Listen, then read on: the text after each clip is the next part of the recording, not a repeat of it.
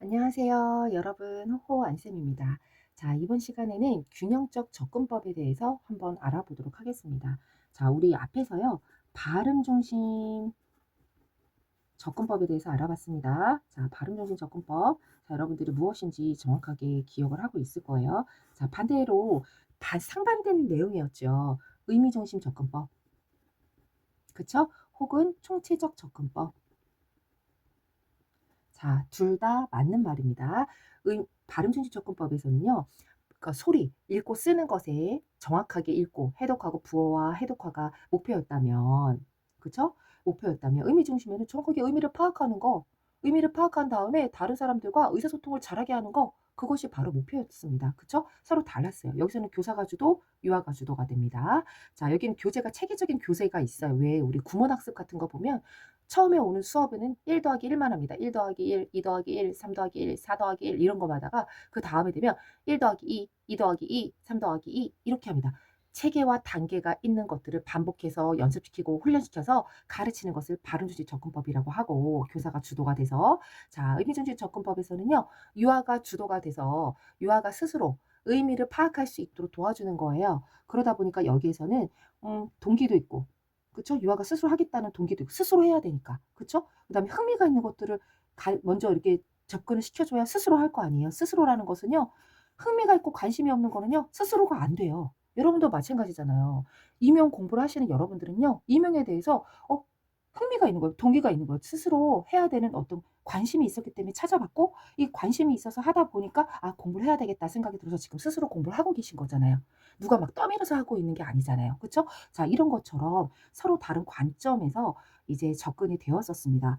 그리고 이렇게 어떤 그 언어를 보면 언어가 구조가 이문, 낫, 낫으로 되어 있었는데 낱말, 낱말, 낫자.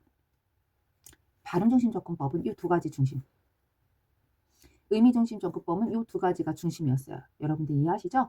그래서 발음 중심 접근법은 상향식 접근법이었고요. 의미 중심 접근법은 하향식 접근법이 됐습니다. 뭐 이것 말고도 굉장히 많았잖아요. 이거는 단절돼서 가르쳤고 분절해서 가르쳤잖아요. 읽기 쓰는 거 안 되면 계속 시켜. 알 때까지 시키는 거야 하면서 이게 다 알 때까지 시키는 거고, 여기서는 꼭 알지 않아도 괜찮아요. 통합적으로 가르쳤습니다. 듣고 말하기, 읽기, 쓰기는 통합적으로 가르쳤습니다. 그쵸? 그리고 장점과 단점이, 자, 장점과 단점이 서로 이렇게 짝이 되었잖아요. 여기에서의 장점은 여기에서의 단점이랑 같았어요. 여러분들 생각나죠?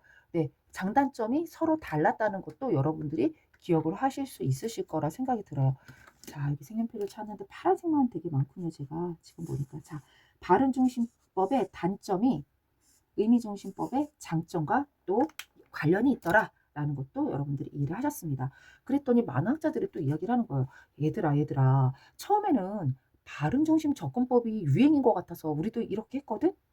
그런데 문제가 있었잖아. 이런 단점에 문제가 있었잖아. 그래서 이것을 보완하려다 보니까 의미 중심으로 그다음 시대가 가면서 우리는 의미 중심으로 학습을 했어. 아이들을 가르쳤어. 그런데 내가 보니까 너희랑 너희가 너무나 극단적이잖아. 그래서 우리가 생각해낸 게 있어. 균형적으로 이 너희들의 접근법을 균형 있게 다루는 거야. 그게 바로 균형적 접근법이 된 것이죠. 여기까지 여러분들 이해가 되셨나요? 그리고 제가 말씀드렸는지 모르겠지만 이 발음 중심 접근법에 대해서 현장에서 막 가르쳤어요. 교사들이 가르쳤는데 이렇게 가르치다 보니까 이렇게 문제가 나타나는 거죠. 그래서 현장의 교사들이 현장의 교사들이 중심이 돼서 나타난 게 바로 요거예요. 그러니까 현장의 교사들의 역할이 얼마나 중요한지 여러분들은 아시면 될 것 같아요. 자, 논술을 쓰실 때도요. 그래서 여러분들이 서두를 쓰고 본론을 쓰고 인제 마무리 결론을 쓰잖아요. 여기에서 현장의 교사의 역량, 그럼 역할이 얼마나 중요한지를 한 줄만 언급하세요. 정말 너무 중요하거든요. 그리고 이 중요한 역할을 맡길 교사를 찾는 시험이잖아요. 그러니까 요런 것들을 언급해 주면 좋은데 현장의 교사가 이렇게 대단합니다. 자, 이것의 발음 중심 접근법의 단점이 너무 극단적이다 보니 이것을 보완하려고 하다 보니 의미 중심 접근법이 삐아제, 뷰고치키, 상호작용주의의 어떤 이론을 기반으로 해서 나타나게 된 거라는 거. 자, 그렇다면 균형적 접근법은 무엇이냐? 이 두 가지를 섞는다고 했어요. 즉 의미 중심 접근법과 발음 중심 접근법을 병행해서 가르칩니다. 병행해서 지도합니다. 라는 것이 바로 균형적 접근법의 정의가 되겠습니다. 요것도 맞고요. 또 자, 여러분, 답은 여러 가지가 될 수 있어요. 그쵸? 요것도 맞아요. 그런데 의미 중심하고 발음 중심 중에 어떤 게 더 메인일까요? 둘 다 반반은 아니에요. 반반은 아니거든요. 자, 의미 중심이 더 메인입니다. 그래서 어떻게 되냐면 사실적으로 자세히 들어가 보면 의미 중심으로 가르치다가 발음 중심으로 지도를 하다가 다시 의미 중심으로 돌아오는 교육입니다. 이것도 맞아요. 이것도 맞고 의미 중심과 발음 중심을 병행해서 지도합니다. 가르칩니다도 맞고 이것도 맞습니다. 자, 둘 중에 하나만 선택하면 되는 거예요. 선생님들이 듣고 또 우리 학생들이 들으시면서 더 쉬운 거 하나만 선택하면 되는데 둘 다 맞다는 것도 잘 알고 계셔야 문제에서 어떻게 낼지 모르니까 이해를 하시면 될 것 같습니다. 자, 이 여기에서의 균형이란 말은요. 여러분, 우리가요 균형을 잡는 게 참 어려워요. 그쵸? 여러분들은 지금 결혼을 안 하셨다면 학생의 신분과 그쵸? 집에 가서의 어떤 딸의 신분을 균형을 잡는 건 어려워요. 그래서 어렸기 때문에 부모님이 "심부름 좀 갔다 와라." 이러면 여러분들 뭐라 그러세요? 엄마 나 중간고사예요." 이런 말 많이 했었죠. 학생의 신분만 계속 강조하잖아요. 그쵸? 이런 게 어려운 거예요. 균형이라는 건 항상 어려운 거예요. 어려운데 여기에서의 인제 균형이 그래도 우리는 맞추려고 노력하려고 균형이라는 것을 강조하고 있는데요. 어떤 거냐면 이런 거죠. 의미 중심과 발음 중심 이 사이에는요. 교사, 주도권은요. 교사와 유아가 균형이 되는 것을 의미하는 거고요. 그쵸? 자, 그다음에 이렇게 하면 더 쉽겠네요. 제가 여기서의 균형을 이렇게 잡아 볼게요. 발음 중심에서 나타나는 것과 의미 중심에서 나타나는 것들의 균형이라고 생각하시면 더 좋을 것 같아요. 자, 먼저 주체. 이렇게 하면 더 쉽죠, 여러분? 자, 발음 중심의 주체는 누구예요? 그쵸, 교사. 의미 중심의 주체는 누군가요? 유아. 이 둘의 균형을 말합니다. 자, 여기까지 됐나요? 그다음에 또 무엇의 균형일까요? 뭐 학습의 영역? 학습 영역? 뭐 학습의 크기? 네, 크기. 학습 집단의 크기. 자, 발음 중심은요 대집단으로 가르쳐요. 대집단. 전체를 모아 놓고 한꺼번에 가르친다는 거죠. 의미 중심은요 아이들의 흥미랑 동기가 다 다르기 때문에 개별화로 가르칩니다. 그런 거잖아요. 그쵸? 이것의 중간이라고 보시면 될 것 같고요. 그다음에 학습의 어떤 목표? 발음 중심의 목표는 뭐였어요? 잘 쓰고 잘 읽게 하는 게 목표였잖아요. 그쵸? 자, 그럼 여기에서의 균형이라고 하는 것은 읽고 쓰기 즉 해독과 부호화와 의미를 파악하는 것에 대한 의미 파악, 의미를 이해하는 것에 대한 균형을 이야기하는 겁니다. 자, 됐죠? 그다음에 또 어떤 학습의 영역이라고 이렇게 설명을 하자면 여기에서는 발음 중심은 무엇을 중심으로 가르쳤어요? 그렇죠. 낮자와 낱말을 중심으로 가르쳤다면 여기에서는 이야기, 문장을 중심으로 가르치고 여기에서는 의문 중심이라는 거죠, 결국. 의문 중심으로 가르쳤다면 여기에서는 의미 중심으로 가르치는 것에 대한 중심을 균형을 우리는 보통 균형이라고 하더라. 뿐만 아니라 여기에서는요. 미리 교사가 체계적으로 계획합니다. 계획된 것과 계획되지 않은 거예요. 왜냐하면 유아의 흥미는 예 상황에 따라 또 유아의 관심과 컨디션에 따라 달라지는 거잖아요. 계획된 것과 계획되지 않은 것에 대한 균형 이런 것들을 우리는 균형적 접근법이라고 한다는 것도 여러분들이 이해하고 계시면 되겠습니다. 그러면 여기에서도요. 장점과 단점이 있어요. 장점과 단점이 있는데 중요한 건 제가 한번 이렇게 올려 볼게요. 자, 장점도 있고 균형적 접근법도 단점이 있습니다. 좋은 점은요.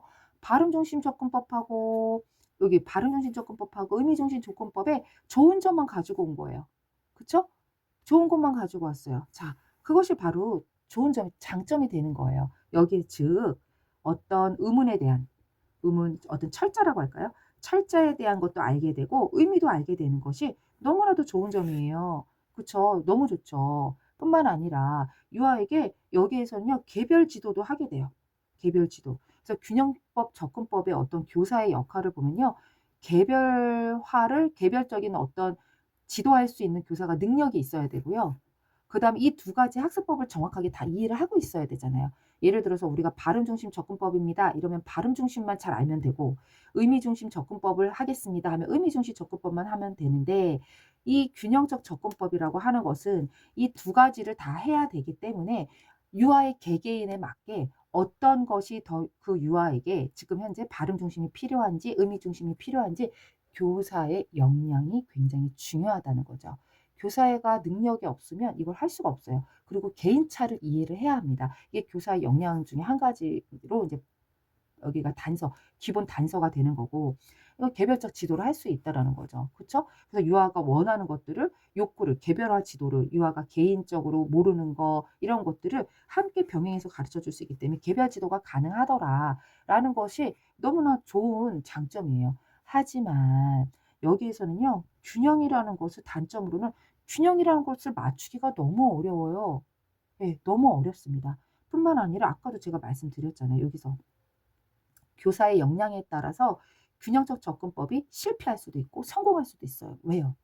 한 가지에 대한 이론만 알고 있는 게 아니라, 따로따로 한 가지에 있는 이론만 알고 있어야 되는 게 아니라 이 두 가지를 골고루 또 모든 개인에 따라 다르게 유아에게 필요한 것들을 적용해야 되기 때문이에요.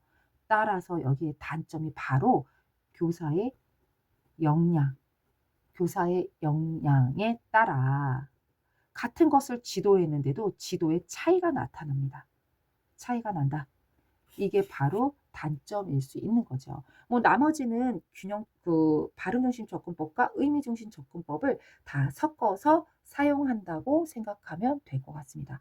자, 요 단점, 장단점도 잘 이해해 두시기를 바라요. 됐죠? 우리 이 의미 중심 접근법은 현장의 교사들이 불편함을 제기하면서 교사들이 이것을 만들어내는데 주도적인 역할을 했다고 했고, 자, 이 균형적인 접근법은요, 이 두 가지가 섞여지면서 모두 다 균형을 잡아야 하는데, 단점이 바로 균형을 잡기가 너무 어렵더라. 그다음에 교사의 역량에 따라서, 제가요 예전에 프로젝트를 한 적이 있어요, 저희 유치원에서. 근데 선생님들의 의견이, 우리 뭐 5월 달 되니까 뭐 가족에 대해서 다 관심이 생겼다는 거예요. 뭐 어린 반도 3세 반도 가족에 대해서 프로젝트를 한다고 하고, 뭐 4세 반도 그렇게 한다고 하고, 5세 반도 그렇게 한다고 하는 거예요. 그러니까 우리나라 나이로는 5, 6, 7 세가 다 가족이라는 주제로 프로젝트를 한다는 거예요. 그래서 좋다. 아이들이 그렇게 정말 원한다면 그렇게 해도 됩니다."라고 해서 프로젝트를 막 진행을 했는데요.